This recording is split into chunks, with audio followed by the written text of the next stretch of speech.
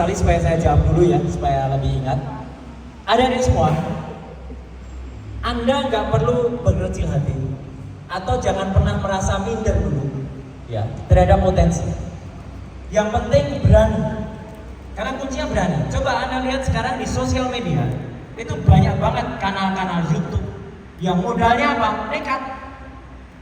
Nggak apa-apa ya, apalagi teman-teman punya masih mahasiswa, apalagi ketua BEM. Terima kasih Mas, sama saya dulu juga ketua KOPS ya, mahasiswa. Jadi artinya kalau Anda punya kesempatan untuk belajar dari mahasiswa sekarang, itu insya Allah itu sudah hal yang bagus untuk ke depan lebih baik. Nah, tadi saya sudah nyampaikan pemetaan. Kita lihat apa yang kira-kira paling menarik dari potensi misalnya flora kita, atau potensi dari fauna kita, atau kerajinan tradisional kita, atau mungkin itu nanti bisa tidak sengaja ditemukan atau tidak sengaja bisa viral, tidak sengaja bisa viral. Kalau batik ya udah, memang Pekalongan memang corak batiknya sudah sejak turun menurun kayak Jogja. Jogja ada batik, ada gudeg, ya itu sulit untuk ditutup. Tapi misalnya Anda nggak bisa lagi, misalnya kayak Cirebon. Cirebon juga punya batik, batiknya Cirebon sekarang berusaha di-push ya, Trasmi itu. Ya. Dan terus promonya tidak hanya di dunia maya, tapi juga di dunia nyata. Terus, nah jadi ada nggak masalah, semua coba ditawarkan istilahnya, coba ditampilkan. Nanti siapa tahu dengan Pak Doni dan kami organisasi nanti membanggakan wisata dengan dukungan dari Pak Rektor dan teman-teman di komisi di DPRD, itu nanti akan viral juga, akan booming juga nanti potensi wisata yang ada di Pekalongan, ada di Mualam. Ya. Dengan demikian nanti bisa nanas madu. Saya pun di Jogja atau di Jakarta juga sering cari nanas madu, ini aslinya mana sih Mualam. Tahu kita kalau itu Mualam, tapi kenapa belum meledak? Mungkin belum saatnya aja, atau Anda jangan khawatir. Sedikit pun Anda yang namanya di media sosial itu, Mas Alif, itu begitu ada tulis, itu sudah bisa viral. Caranya ada beberapa hal. Misalnya Anda bisa misalnya numpang komentar di YouTube orang yang terkenal, bisa. Anda numpang aja dulu komentar itu, numpang promo aja gitu, nebeng istilahnya, ya kan? Ada nebeng di situ. Atau Anda misalnya memberikan atau titip iklan di akunnya orang-orang yang terkenal, boleh kok. Itu kan wajar-wajar. Atau minta di endorse juga. Ya, saya sering bantu teman-teman. Dia punya produk, ada keripik, ada apa, saya bantu untuk kemudian mensosialisasikan. Itu caranya. Dan bro, jangan khawatir Mas, apalagi Anda ketua BEM, ya manfaatkanlah itu. Ya untuk teman-teman Anda misalnya pada saat pertemuan dengan para BEM, saat perguruan tinggi, ya sejateng, se-Indonesia apalagi, saling tukar-tukaran. Mulai dari modal sederhana, modal Anda punya akun media sosial, sampaikan ceritakan. Yang penting berani, semangat. Jangan khawatir nanti kalau salah kena undang-undang ITE, jangan takut Mas. Undang-undang ITE itu sebenarnya dibuat bukan untuk menyengsarakan kita, gitu loh. Dan nggak akan mungkin menyasar orang-orang yang kemudian niatnya baik. Jangan khawatir, penting ada berani, ya, gitu. Nah, pertanyaan pertama tadi, saya makanya sampaikan, kalau kita nggak melakukan dengan benar FUFAFA itu, mungkin saya nggak bisa tampil di depan sini Pak. Udah sejak 2 bulan yang lalu saya hilang, ditangkap, ya. Tapi karena itu informasi yang clear, jelas betul, dan itu apa? Itu adalah produk dari netizen. Saya sampai dikatakan saya ketuanya BIN itu Badan Intelijen Netizen. Yang berjasa itu ada netizen itu kumpulkan bukti-bukti itu. Itu semua kita kumpulin Mas. Kostum FUFAFA itu ada 5.100 postingan. Dan itu kita semuanya kita rekam, kita kumpulin, kita save.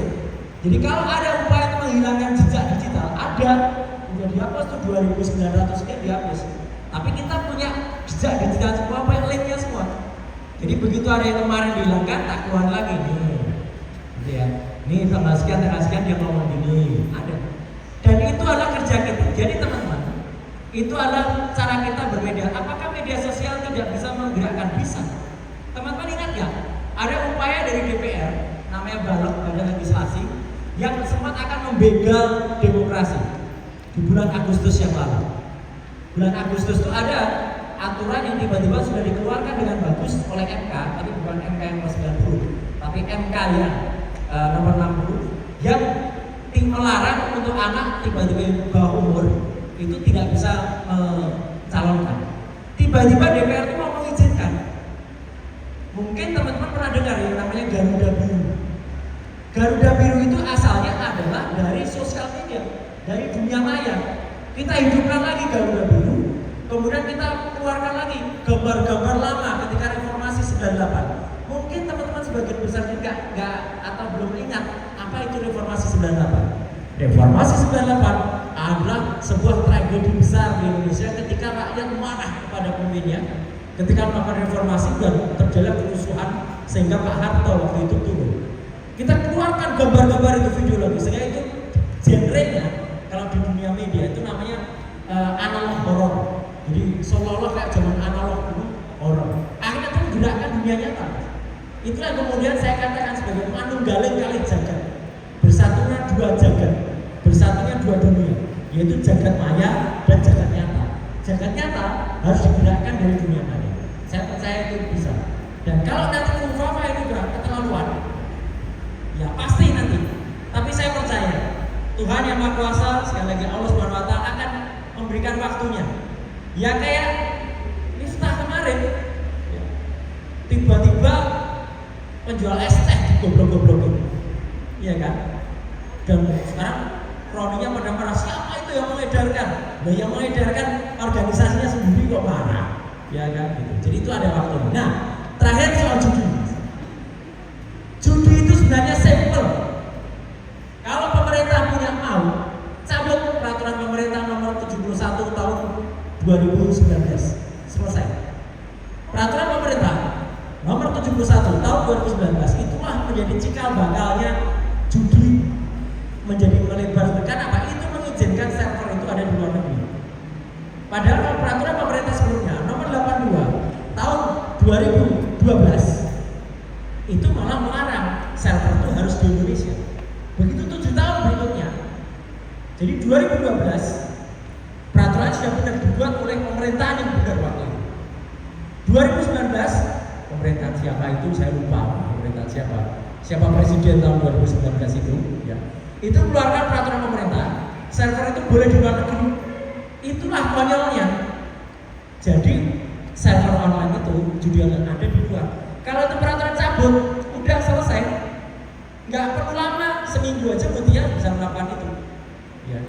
Dan saya sudah berikan masukan itu kepada Mutia, ya, Menkom kita.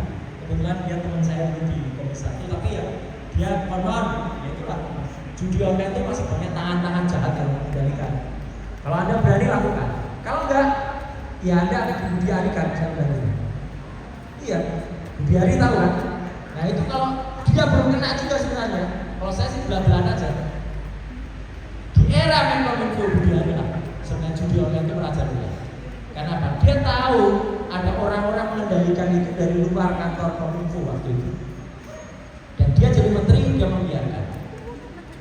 Menjadi orang salah itu bukan hanya melakukan kejahatan, tapi membiarkan suatu kejadian berlangsung dengan pengaruhnya. Jadi kita tunggu sebenarnya ada dua, bukannya Mufafa Budi Haripun kalau dalam judi online dia juga harus masuk juga. Sekian, terima kasih. Wassalamualaikum warahmatullahi wabarakatuh.